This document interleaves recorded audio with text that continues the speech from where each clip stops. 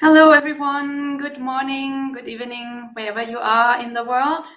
Welcome back to the channel and welcome to this morning's Sutta class or Dhamma talk about Citta the Householder. We will start with the Namo Tassa as usual. Feel free to join in if you like. Namo Tassa Bhagavato Arahato Samma Sambuddhassa. Namo Tassa Bhagavato Arahato Samma Sambuddhassa. Namo Tassa Bhagavato Arahato Samma Sambuddhassa. Buddhang Dhammang Sanghang Namasami.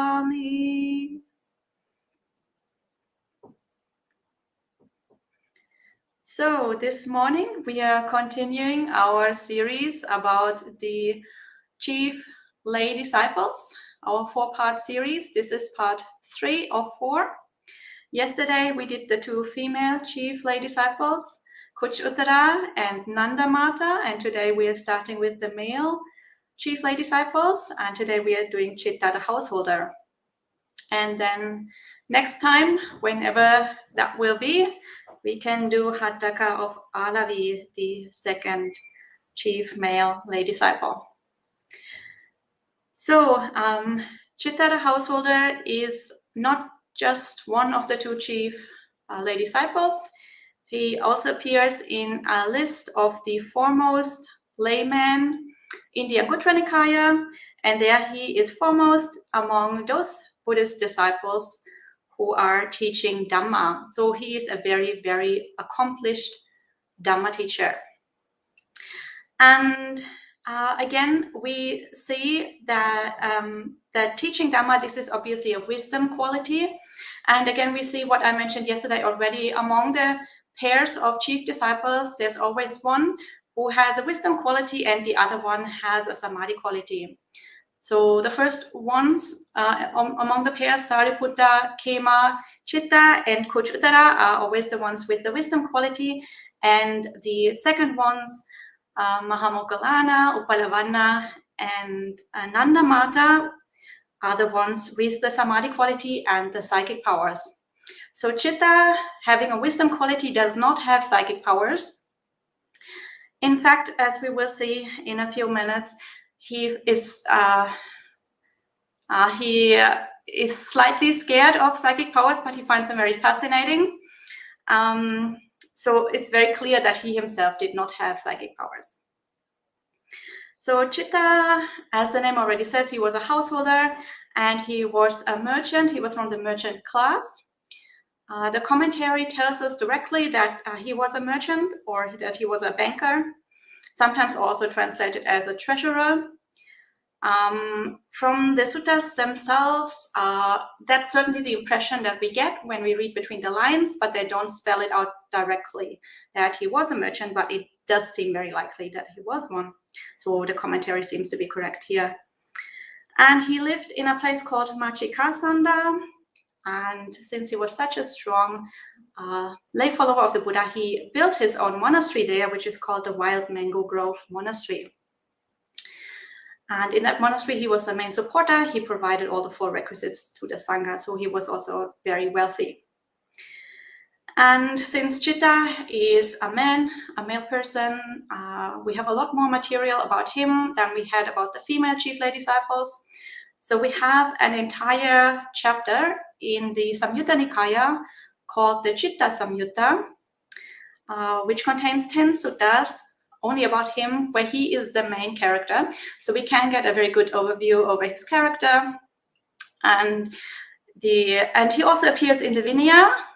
So he is involved, one of the main persons, in laying down a new Vinaya rule. So today we don't have the time to look at that Vinaya rule too. But it's also a very funny story because in his monastery, the Wild Mango Grove, there was a monk who was very entitled, and he treated Citta quite badly.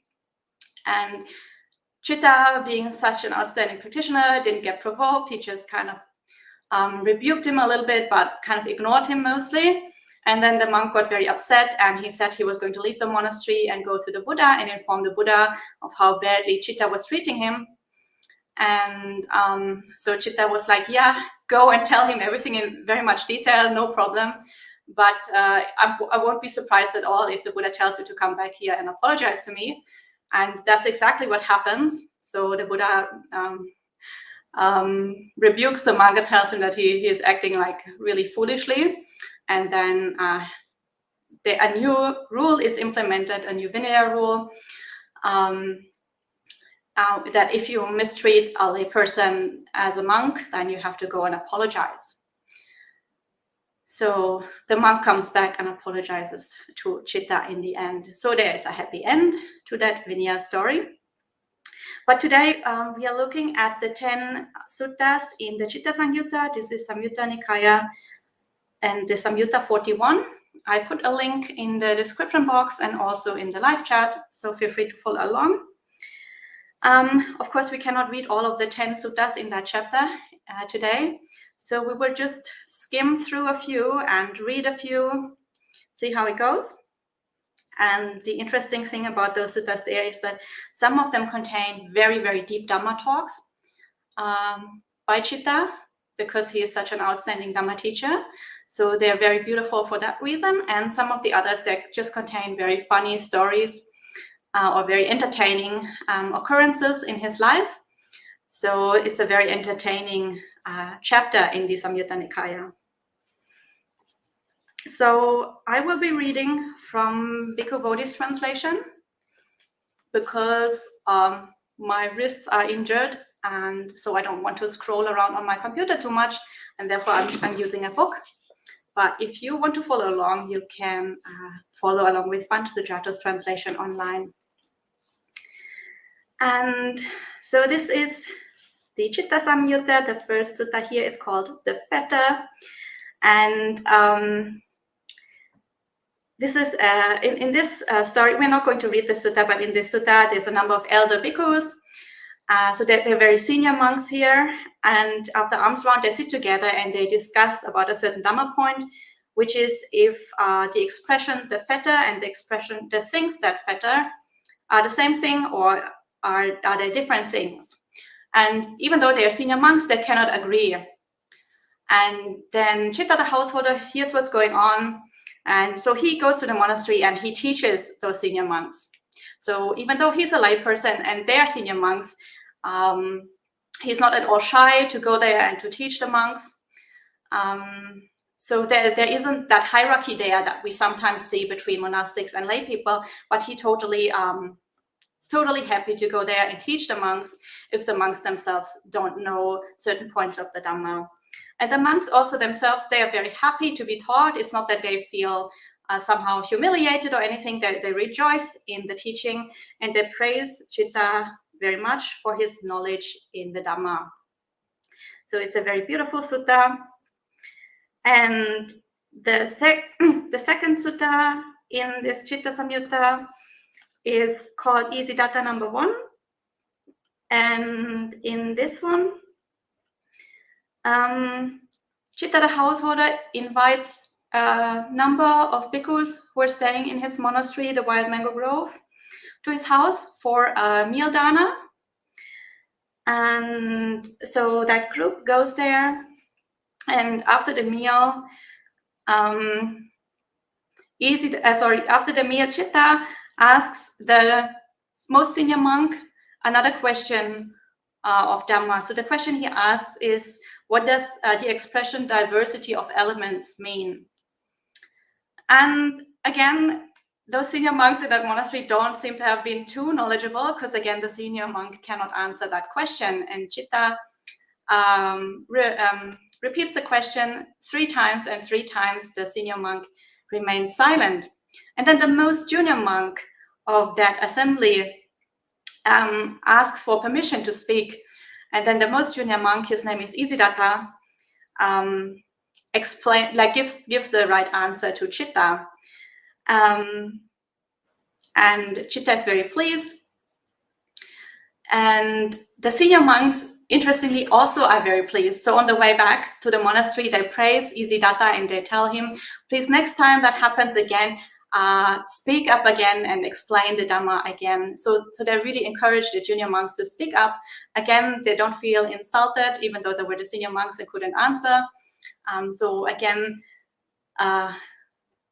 the message of the sutta again is that it's important that we speak the Dhamma if we know the answer, and our position in the hierarchy doesn't matter, whether we are householders or whether we are the junior monastics. If the seniors cannot answer, then whoever knows the Dhamma should speak the Dhamma. So I think these two suttas are very, very beautiful suttas. And the third sutta in the Samyutta is Isidatta number 2. So the same junior monk Isidatta appears again. And this is a sutta I actually want to read with you, so we can get an impression of how this actually all happens. So in my version, the version by Bhikkhu Bodhi, the introduction here to this sutta is left out. I'm not sure how it's like on Sutta Central, whether Bhante Sujato has put the whole introduction in or not. But the introduction is just exactly the same as in the sutta before. So Citta the householder goes and invites a group of monks for a meal in his house. And when they had the meal, then Citta goes to them and tries to have a Dhamma conversation with them. And at that point, the sutta picks up the story here.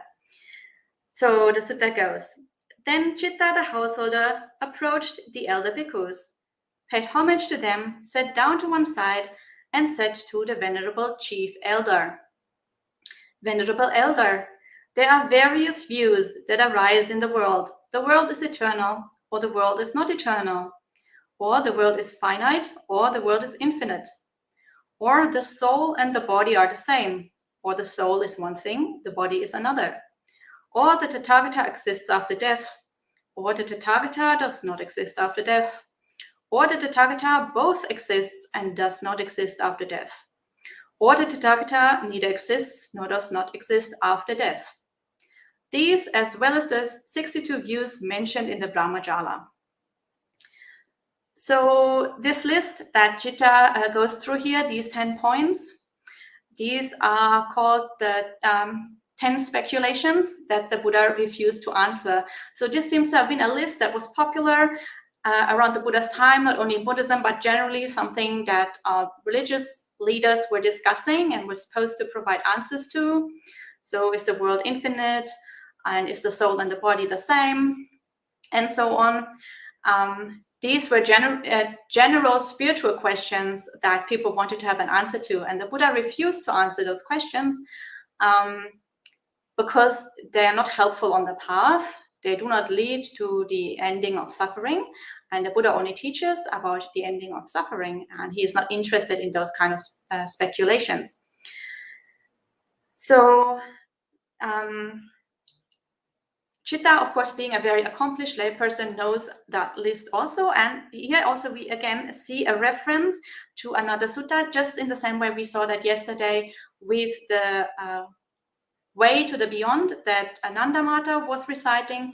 So that was the Parayana, another Buddhist text. Here we see the Brahmajala. The Brahmajala, of course, is the first sutta of the Digha Nikaya.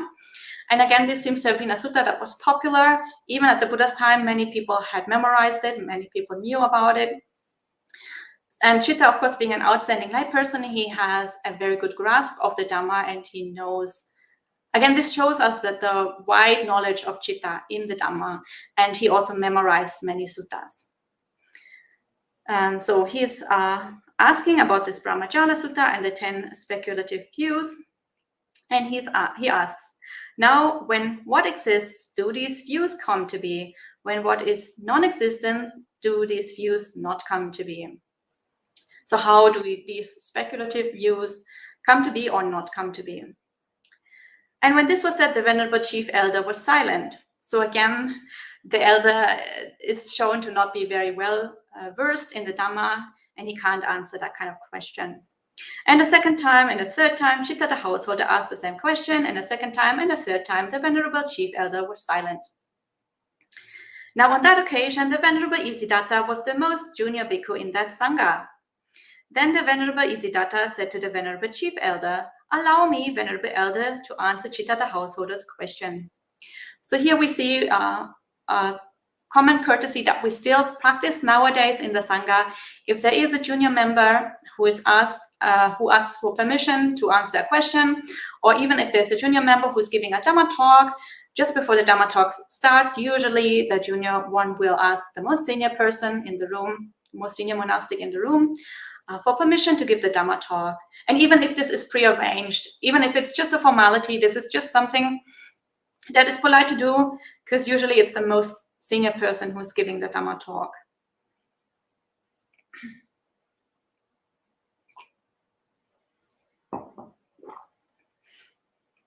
And of course, the most senior one,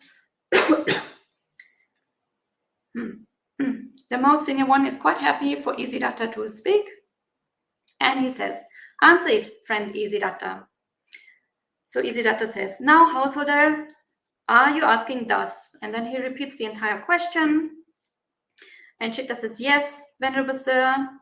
And so Isidatta says, "As to the various views that arise in the world, householder, the world is eternal," and so on. They go through the 10 speculative views, as well as the 62 speculative views mentioned in the Brahmachala Sutta. When there is identity view, these views come to be. When there's no identity view, these views do not come to be. So identity view, Sakaya Ditti, obviously is one of the lower fetters in Buddhism, the one that we break at stream entry. And as long as we believe there is a stable self within us, then based on that belief, those speculative views make sense. Like, it makes sense to think about those kind of things. Once we understand dependent origination, it no longer makes sense to indulge in those speculative views, because we see that they are fundamentally based on a wrong premise of how the world works.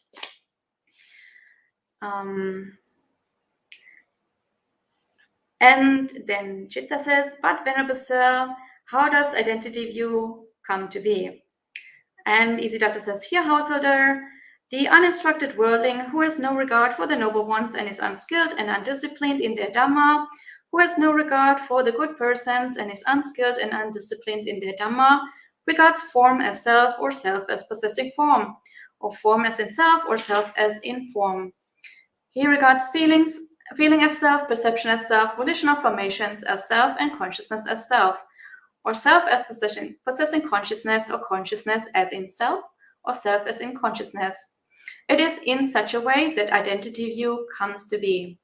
So Isidatta here points out that the 5 khandhas, the body khandha and the 4 mental khandhas, can serve as a basis for us to attach to and to think that our true self is somewhere in one or more of these 5 khandhas.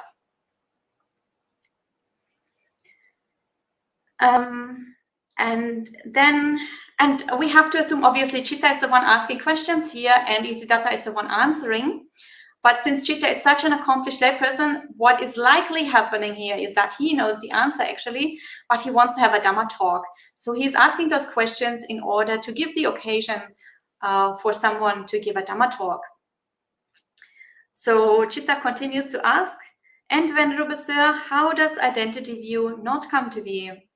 And Isidatta says, "Here, householder, the instructed noble disciple who has regard for the noble ones and is skilled and disciplined in their Dhamma, who has regard for the good persons and is skilled and disciplined in their Dhamma, does not regard form as self, or self as possessing form, or form as in self, or self as in form. He does not regard feeling as self, or perception, or volitional formations, these are sankharas, or consciousness as self, or self as in consciousness. It is in such a way that identity view does not come to be." So if we don't think that our whatever true self we think that exists is found in one of those 5 khandhas, then there is no identity view. So Citta is quite happy with this teaching. And he says, "Venerable Sir, where does Master Isidatta come from?" "I come from Avanti, householder." There is, Venerable Sir, a clansman from Avanti named Isidatta, an unseen friend of ours, who has gone forth. Has the Venerable One ever met him? Yes, Householder. So Citta says he has a friend called Isidatta from Avanti. He has never met him. He says an unseen friend of ours. He never met him. And he knows that that person has gone forth. So we might wonder, how is it that he can have a friend that he never met, since at that time there was no internet, he couldn't have like an email friendship or anything, and there wasn't even that much writing, so he couldn't even have a pen pal. But since we know that Citta was a merchant, and merchants did trade, with faraway places, so they wouldn't necessarily go to all those places themselves, but they would send family members or employees to do trade in the various directions. And so in even faraway places, wherever they were doing trade, they would need to have acquaintances, they would need to have other people with whom they could do trade. So it's very likely that they had a very extensive network of acquaintances in even far away places, but they haven't necessarily met all of them personally. Maybe their relatives met them, or their employees met them, and they just heard stories about them, and they felt friendly towards each other because they were supporting each other in their trade. And when they were coming to those places, then they were offering places to stay, and so on. So we hear those stories in the suttas, even like from the merchants, but also from kings that were in contact with faraway kings that they had not necessarily ever met, but that they felt friendly towards. And they this is actually quite common in the suttas. We have a story of a friendship between King Bimbisara and King Pukkusati, who also never met, but who felt that they had a strong friendship between each other. So considering someone a friend without ever having met them is not something that was unusual back then. So Citta is asking about his friend Isidatta from Avanti, and the monk Isidatta from Avanti says, yes, I know him. And so Citta asks, where is that venerable one now dwelling, Venerable Sir? When this was said, the Venerable Isidatta was silent. So Citta says, is the master Isidatta? Yes, Householder. So he finds out this is actually his old friend. And Citta says, then let Master Isidatta delight in the delightful wild mango grove at Machikasana. I will be zealous in providing Master Isidatta with robes, alms, food, lodgings, and medicinal requisites. That is kindly said, Householder. Then Citta the Householder, having delighted and rejoiced in the Venerable Isidatta's words, with his own hand served and satisfied the elder bhikkhus with the various kinds of delicious food. When the elder bhikkhus had finished eating and had put away their bowls, they rose from their seats and departed. Then the Venerable Chief Elder said to Venerable Isidatta, it is good, friend Isidatta, that the answer to this question occurred to you. The answer did not occur to me. Therefore, friend Isidatta, whenever a similar question comes up at some other time, you should clear it up. So again, the elder bhikkhu is rejoicing that Isidatta, the most junior one, was able to answer the question, and is encouraging him in the future to also speak up if such a question comes up again. And then the Venerable Isidatta set his lodging in order, and taking bowl and robe, he left Machikasana. When he left Machikasana, he left for good, and he never returned. So we might wonder, why did he leave for good and never return? And actually, in the next sutta, that same situation occurs with another monk who also leaves for good and never returns. So I'm going to talk a little bit about that once we have read the next sutta. The next sutta doesn't have a deep Dhamma teaching, but it's a cute story. So as I mentioned, there are lots of cute stories in this Citta Samyutta. So I think I just wanted to include one of those suttas in our sutta class today. So the next one, number 4, Mahaka's Miracle, is another sutta that we are going to read together now. And this one goes as follows. On one occasion, a number of elder bhikkhus were dwelling at Machikasana in the wild mango grove. Then Citta the Householder approached those elder bhikkhus, paid homage to them, sat down to one side and said to them, "Venerable sirs, let the elders consent to accept tomorrow's meal from me in my cowshed." So again, he is giving a meal invitation. This time he doesn't invite them to his house for some reason, and it's not quite clear why. Maybe he has work to do at the cowshed and he's there anyway. Or maybe, I don't know. It's a little weird that they are invited to a cowshed, but that's just one of the quirky points of this sutta. And so the elder bhikkhus consented by silence. Then Citta the Householder, having understood that the elders had consented, rose from his seat, paid homage to them, and departed, keeping them on his right. When the night had passed, in the morning, the elder bhikkhus dressed, took their bowls and outer robes, and went to the cowshed of Citta the Householder. They sat down on the appointed seats. Then Citta the Householder, with his own hand, served and satisfied the elder bhikkhus with delicious milk rice made with ghee. So this is a very it's considered a very, very delicious meal, also a very, very expensive meal. So milk rice was something that in other suttas we are told that this is what princes eat, what the kings eat. So this is considered a very high quality meal, and ghee obviously also was very expensive at that time. So this is, even though this is at a cowshed, still this is very a very high quality meal. And maybe that's an indication why this happens at a cowshed, because it's milk, rice, and ghee. So these are obviously dairy products. Maybe for that reason, the meal takes place at a cowshed. So when the elder bhikkhus had finished eating and had put away their bowls, they rose from their seats and departed. Then Citta the Householder, having said, "Give away the remainder," followed close behind the elder bhikkhus. Now on that occasion, the heat was sweltering, and the elders went along as if their bodies were melting because of the food they had eaten. So milk, rice, and ghee, this is obviously very rich food, also with a lot of oil and fat in it. So it was hot and they were suffering because they were so full. Now on that occasion, the Venerable Mahaka was the most junior bhikkhu in that sangha. Then the Venerable Mahaka said to the Venerable Chief Elder, "It would be good, Venerable Elder, if a cool wind would blow and a canopy of clouds would form and the sky would drizzle."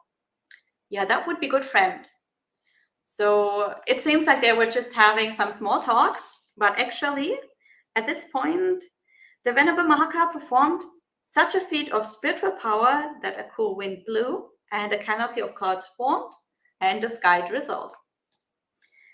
Then it occurred to Citta the Householder, such is the spiritual power and might possessed by the most junior bhikkhu in this sangha. So he's quite awestruck. He quite admires what Mahaka is able to do. And then when the Venerable Mahaka arrived at the monastery, he said to the Venerable Chief Elder, "Is this much enough, Venerable Elder?" "That's enough, friend Mahaka. What's been done is sufficient, friend Mahaka. What's been offered is sufficient." So the Chief Elder is quite not very impressed about what's happening. He just goes back to his dwelling, and the Venerable Mahaka also went back to his dwelling. But Citta is very impressed what has just happened. So then Citta the Householder approached the Venerable Mahaka, paid homage to him, sat down to one side and said to him, "It would be good, Venerable Sir, if Master Mahaka would show me a superhuman miracle of spiritual power." Then, Householder, spread your cloak upon the veranda and scatter a bundle of grass upon it. "Yes, Venerable Sir," Citta the Householder replied, and he spread his cloak upon the veranda and scattered a bundle of grass upon it. Then, when he had entered his dwelling and shut the bolt, the Venerable Mahaka performed a feat of spiritual power such that a flame shot through the keyhole and the chink of the door and burned the grass, but not the cloak. Citta the Householder shook out his cloak and stood to one side, shocked and terrified. Then the Venerable Mahaka came out of his dwelling and said, to Citta the Householder. Is this much enough, Householder? That's enough, Venerable Mahaka. What's been done is sufficient, Venerable Mahaka. What's been offered is sufficient. Let Master Mahaka delight in the delightful wild mango grove at Machikasanda. I will be zealous in providing Master Mahaka with robes, arms, food, lodging, and medicinal requisites. That is kindly said, Householder. So here again we see Citta the Householder, since he is a disciple that has a wisdom quality, does not have psychic powers. He's really fascinated by what's going on. He's intrigued. He asks for more miracles. And when they actually happen, then he's shocked and terrified. So clearly this is not something that he himself has access to. But that's very fascinating to him. And I think it's a very cute little story. And at this point, the Venerable Mahaka set his lodging in order, and taking his bowl and robe, he left Machikasanda. When he left Machikasanda, he left for good, and he never returned. So the same ending as in the sutta we just read. In both cases, the bhikkhus leave and they never come back. And in both cases, there's something unusual that happens first. In the first case with Isidatta, Citta the Householder recognizes him as an old friend. So Citta the Householder establishes a personal connection with Isidatta. Isidatta is no longer there anonymously. Suddenly, Citta takes a personal interest in him. And in the second case with Mahaka, also, he's no longer just any random junior monk. Suddenly, Citta the Householder has singled him out as a person of spiritual attainments, and Citta becomes very personally invested in Mahaka and admires him very much. And so in both cases, the bhikkhus don't seem to like being singled out in that way. So maybe Mahaka, being so junior, he didn't really think through what he was doing when he was performing the miracle. He didn't realize that that would make him special. But when he came to his senses, he quickly left that place and went to somewhere else where he could remain anonymously. And that's actually quite important in practice for many people.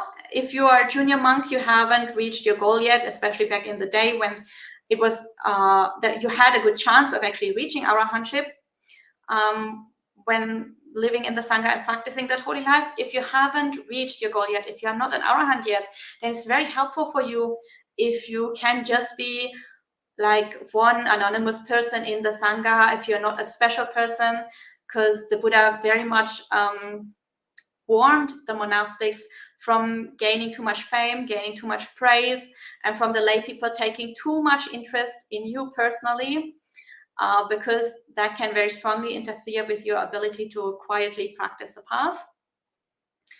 And especially if lay people start to build up very strong personal relationships with you, then that can often feel like you're back to being a lay person, like you have these kind of lay relationships that as a monastic you're not that much interested in, like you've left your family behind, you've left all these these bonds behind. And if you can remain anonymous in a big Sangha, then that's often very, very helpful for your practice. If you're just one among a big group of bhikkhus without being singled out, that can be very, very helpful.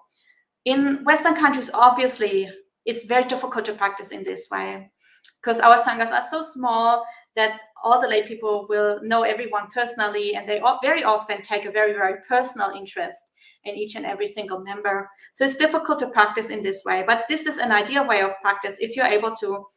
And in some places in Asia where you have very big monasteries, it is even nowadays still possible to practice in this way. So I think that is the reason why they quickly leave Machikasana once Citta establishes this personal connection with them, and they never come back. So I think we have time for reading one more sutta, hopefully. I'd like to read the next one because that one is also very beautiful and contains a deep Dhamma teaching. and shows us one special ability of Citta. So the next one is number 5, called Kamabu, and it goes as follows. On one occasion, the Venerable Kamabu was dwelling at Machikasada in the wild mango grove. Then Citta the Householder approached the Venerable Kamabu, paid homage to him, and sat down to one side. The Venerable Kamabu then said to him, "This has been said, Householder. With faultless wheel and a white awning, the one-spoked chariot rolls. See it coming, trouble-free, the stream cut without bondage."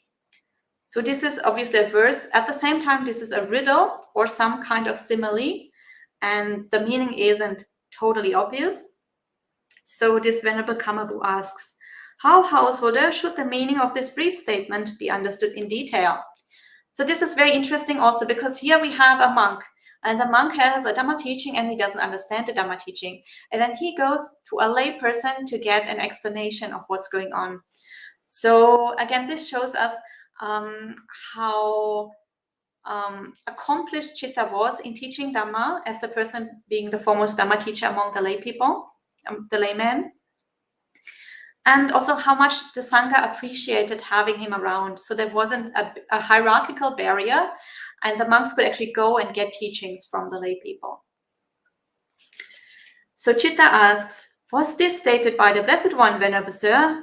"Yes, Householder." So Citta obviously doesn't know this simile or this riddle, and he has to confirm that this is actually a teaching from the Buddha.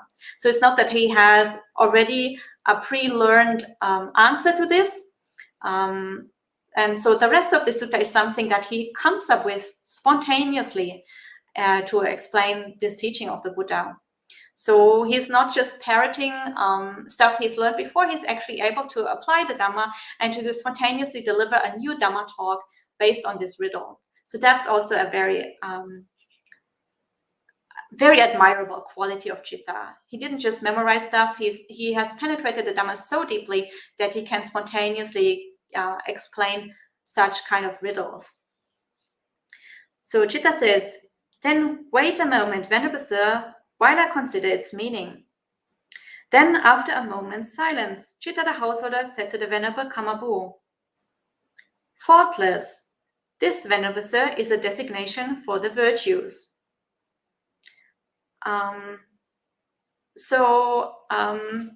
Somebody who's keeping sila, somebody who's keeping the virtues, is often described in the sutta as someone who's blameless or someone who's faultless. So that is, so Citta obviously knows that, and he is able to make that connection here. And a white awning, this is a designation for liberation. So I think the connection there is white obviously is a sign for purity, a sign for clarity, a sign for being unstained without defilements. So for that reason, it is associated with being liberated. And of course, an awning, something that's high up, again corresponds to liberation. One spoke. This is a designation for mindfulness. So usually a wheel that has one spoke isn't all that stable, but obviously when you practice meditation, then you want your mind to be one-pointed, focus on just one thing. For that reason, it's called one-spoked and is a designation for mindfulness. Rolls, this is a designation for going forward and returning. So going forward and returning is the expression that refers to walking meditation. Chariot, this is a designation for this body, consisting of the 4 great elements originating from mother and father, built up out of rice and gruel, subject to impermanence, to being worn and rubbed away, to breaking apart and dispersal. So this is the usual definition in the suttas for a body that Citta here is repeating. Lust, Venerable Sir, is trouble. Hatred is trouble. Delusion is trouble. For a bhikkhu whose taints are destroyed, these have been abandoned, cut off at the root, made like palm stumps, obliterated so that they are no more subject to future arising. Therefore the bhikkhu whose taints are destroyed is called trouble-free. So obviously a bhikkhu whose taints are destroyed, this is an arahant, he's trouble-free because he no longer has lust, hatred, and delusion.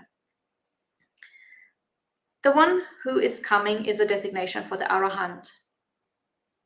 The stream, this Venerable Sir, is a designation for craving.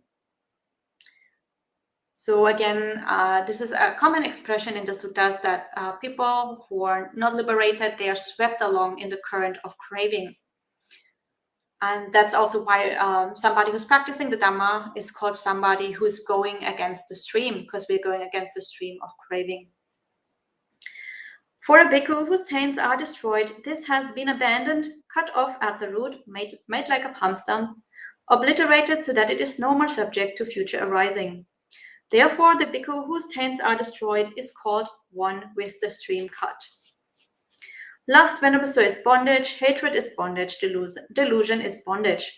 For a bhikkhu whose taints are destroyed, these have been abandoned, cut off at the root, made like palm stumps, obliterated so that they are no more subject to future arising. Therefore, the bhikkhu whose taints are destroyed is called one no more in bondage. Thus, Venerable Sir, it was said by the Blessed One, with faultless wheel and a white awning, the one-spoked chariot rolls, see it coming trouble-free, the stream cut, without bondage. It is in such a way that I understand in detail the meaning of what was stated by the Blessed One in brief. So Citta is able to give this very profound Dhamma explanation without having heard it before, just from his own knowledge of the Dhamma. And the Venerable Kamabu then rejoices and says, "It is a gain for you, householder. It is well gained by you, householder. In that you have the eye of wisdom that ranges over the deep word of the Buddha." So this is a sutta that really shows us the deep knowledge of the Dhamma that Citta had as one of the chief lay disciples. And then we have the next sutta is another sutta with the same monk, Kamabu. This time they're having another Dhamma discussion, he and Citta the Householder. This sutta number 6 this actually is a parallel. This is, they are mimicking or they are copying the Chula Vedala Sutta. The Chula Vedala Sutta is Majjhima Nikaya 44. And this is a sutta that was first given by the Bhikkhuni Dhammadinna. And this is the sutta, it's a very, very profound sutta. And this is a sutta for which she earned the title of being the foremost Dhamma teacher among the Bhikkhunis. And apparently this sutta also was very popular since they are repeating that discussion here in this sutta. So again, Citta obviously knew that sutta. So again, this shows us the broad knowledge that he had of Dhamma. So I'm not going into detail with this sutta, number one, because we're a little bit running out of time, and also because somebody else asked yesterday that we go through this sutta at some point. So obviously, if we want to go through this sutta, we should go through the original spoken by Dhammadinna, not this, so to speak, copy version here. But again, this shows us Citta's very deep knowledge. And the next one, number 7, again, this is again a conversation between a monk, Godatta, and Citta. And here they are repeating the discourse in the Majjhima Nikaya number 43. This is the Mahavidala Sutta. So in the original, this is a discussion between two very senior monks, Sariputta and Mahakotita. And again, this shows us the deep knowledge of Dhamma that Citta had. So this is another very profound Dhamma teaching that Citta obviously was familiar with. Then sutta number 8 is an encounter between Citta and the Nigantanatha Buddha. This is again a very funny sutta. And the Nigantanatha Buddha, obviously, this is the leader of the Jains. So another religious teacher. And that Nigantanatha Buddha, that leader of the Jains, he's coming to Majjhikasanda, and he obviously knows that Citta the Householder is a very, very strong lay follower of the Buddha. So he is, so they are meeting and they're having a conversation. And so the sutta starts with the Nigantanatha Buddha asking Citta the Householder, Nikaya Buddha says, the Buddha is teaching that there is a concentration that does not have thinking. So a concentration without thought and examination, without vitaka, vichara. So this refers to the jhana states that are higher than the first jhana. And obviously the Nikaya Buddha doesn't believe that this exists. So he is asking Citta the Householder, do you believe the Buddha when the Buddha claims that this state exists? And Citta the Householder answers, in this matter, Venerable Sir, I do not go by faith in the Blessed One.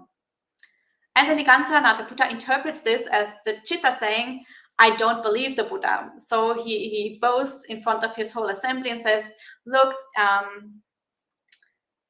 see this, sirs, how straightforward is this Citta the Householder, how honest and open, and one who thinks that thought and examination can be stopped might imagine that he could catch the wind in a net or arrest the current of the river Ganges with his own fist.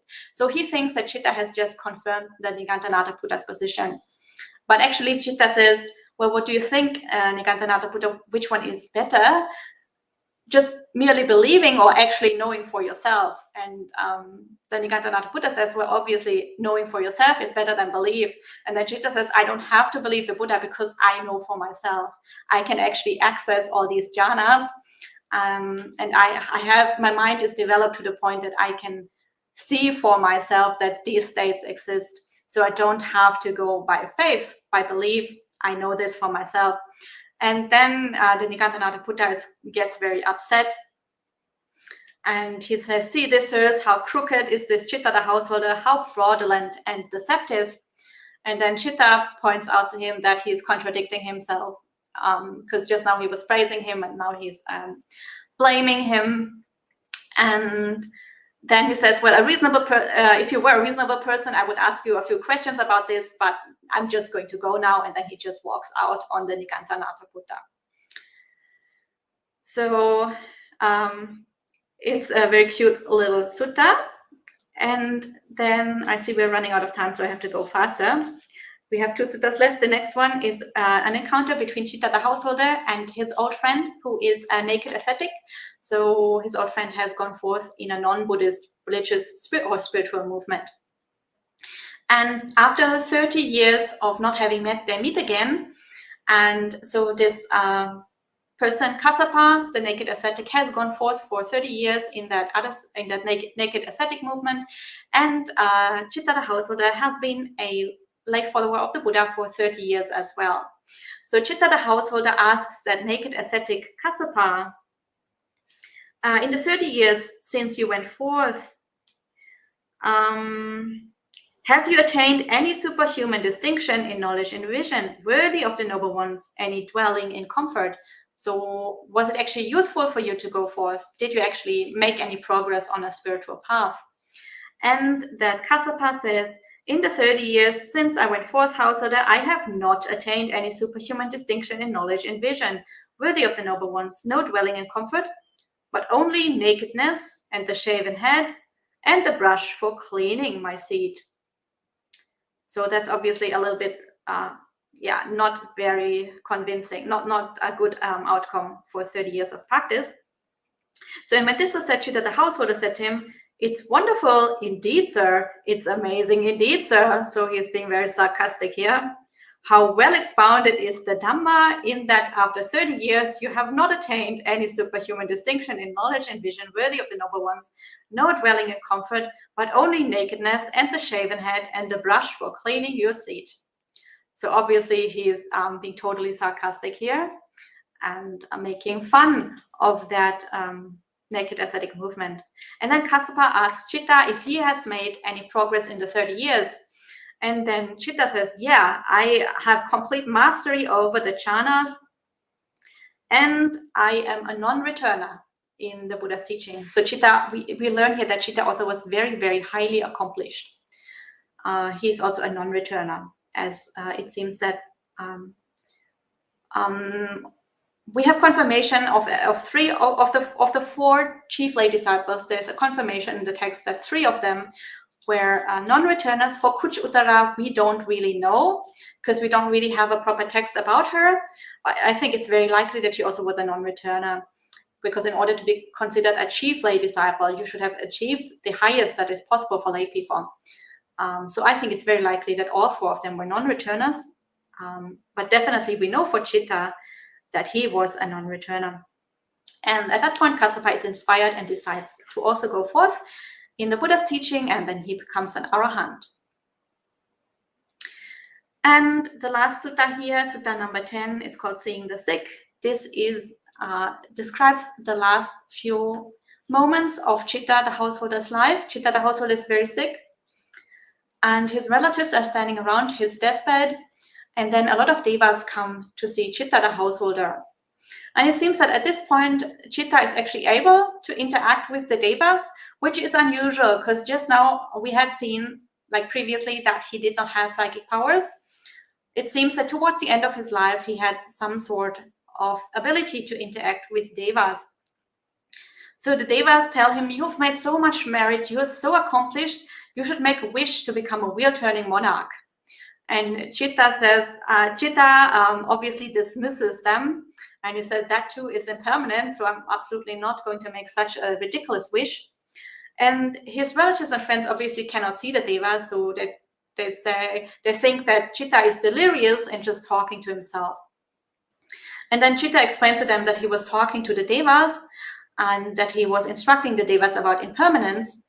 And then his friends and relatives say, well, in that case, please also teach us the Dhamma. And so he teaches them and establishes them in faith in the Buddha, Dhamma, and Sangha, and he also teaches them about generosity. Usually, if you teach about confirmed faith in the Buddha, Dhamma, Sangha, and generosity, and if this is one set of teachings that can lead to stream entry. So the text isn't quite explicit whether or not his relatives attain stream entry, but this is a teaching that could lead to stream entry. In other suttas, we see that this has led to stream entry. So, and after teaching that, Citta the householder passes away. So again, this mirrors a little bit the Buddha's last few moments in his life before his parinibbana.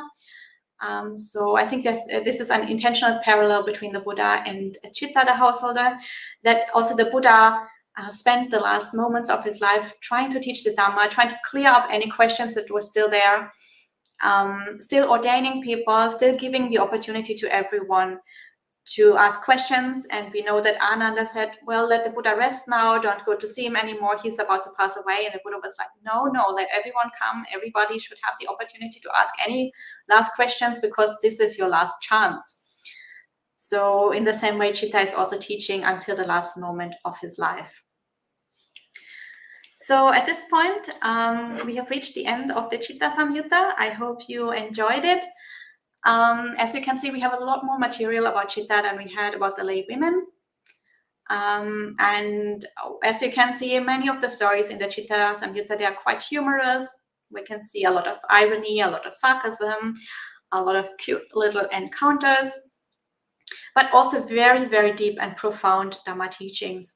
And just as for the lay women, we see that also Citta the householder had a very deep knowledge of the suttas, and we see that a lot of suttas are either fully quoted, such as the Chula and the Mahavidala suttas from the Majjhima Nikaya, or mentioned by name, such as the Brahmajala Sutta. So it is shown over and over again that all these outstanding chief lay disciples were very, very deeply grounded in the Dhamma, and they had a huge knowledge of the Buddha's teachings. So I think this is something that we can take away and something that we can aspire to ourselves, to learning that much Dhamma, such as these chief disciples. So at this point, I'm going to end for today. We have one chief disciple left, Hataka of Alavi. I'm not sure when we will have that session, but whenever I come to the channel next time, I will try to give a teaching about him. So at this point, I will end for today. And if you have any questions or comments, then please type them in the chat.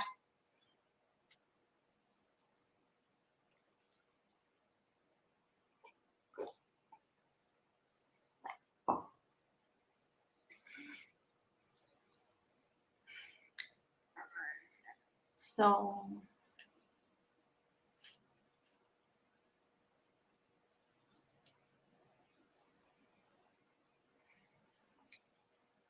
the person with the Sri Lankan username that I cannot read is asking, can I ask a question? I think you were here already yesterday. So if the question, as mentioned yesterday, if the question is on topic today, you can ask the question now. If the question is about general Dhamma topics, then please come this evening for the monk chat. That is the right time to ask general Dhamma questions. And Gita asks, Aya, is Citta the Householder different from Anathapindika? Yes, very different. Citta the Householder is a completely different person. Anathapindika is also a foremost lay disciple, but he's not a chief lay disciple. And Anathapindika was foremost in, I think, giving gifts to the Sangha or supporting the Sangha in some way. Whereas Citta the Householder is foremost in Dhamma teaching. And Citta was living in Machikasanda, whereas Anathapindika was living, I think, in Savatthi. And Anathapindika obviously was also established a monastery. He established Jeta's Grove Monastery, whereas Citta the Householder established the Wild Mango Grove Monastery. These are completely different persons. And Anathapindika is not one of the chief lay disciples. He's just one of the foremost disciples. So the chief disciples are only two. But foremost lay disciples, there are 10 or 11 for the men and also 10 for the women. And if you're interested, at some point we can actually have a look at those other foremost lay disciples, such as Anathapindika, and the qualities that they had. But these are two completely different people. And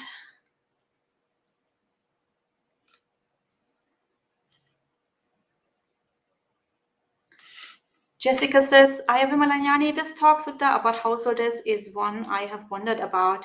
So I'm not quite sure which sutta now you're referring to, because we just went through 10 suttas. If you can clarify, then maybe I can say a little bit more about your question. And I think Gita just reposted the same question again. And I will just wait for a minute to see if Jessica wants to clarify which sutta she was referring to. And hopefully, if she was wondering about that particular sutta, I was able to clear up the things that were unclear, but now I'm not sure which one she's referring to.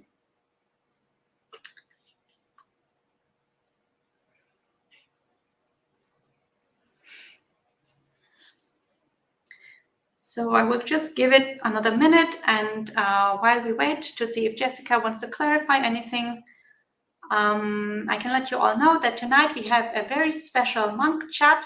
Today Ajahn Pasano will come to the monk chat. He is a very senior monk from Abhayagiri Monastery. So we are very lucky to have him around.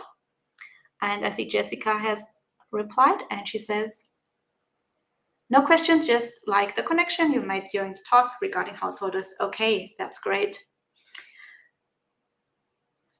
So yeah, tonight we were going to have Ajahn Pasano. So definitely come and check that out. It will be a very special monk chat. We are very fortunate to have senior monastics to ask these questions to.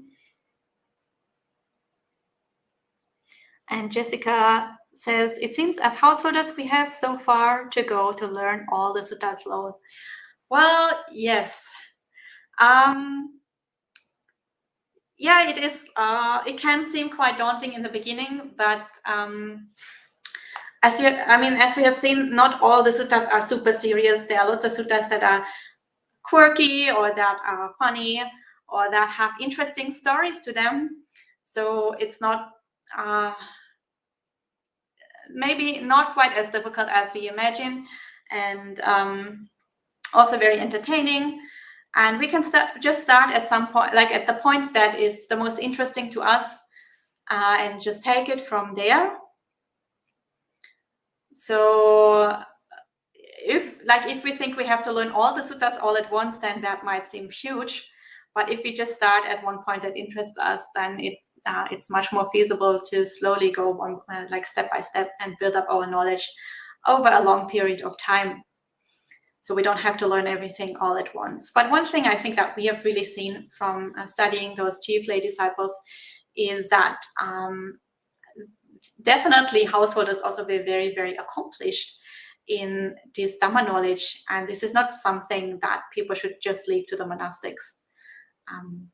And especially with Citta, we have seen that he was very active in teaching monastics also. So it's not a one-way street. Okay, so I think I'm going to end for today. As usual, we will end with 3 sadhus. Feel free to join in if you like. Sadhu, sadhu, sadhu. And I'll see you all next time. Have a good day.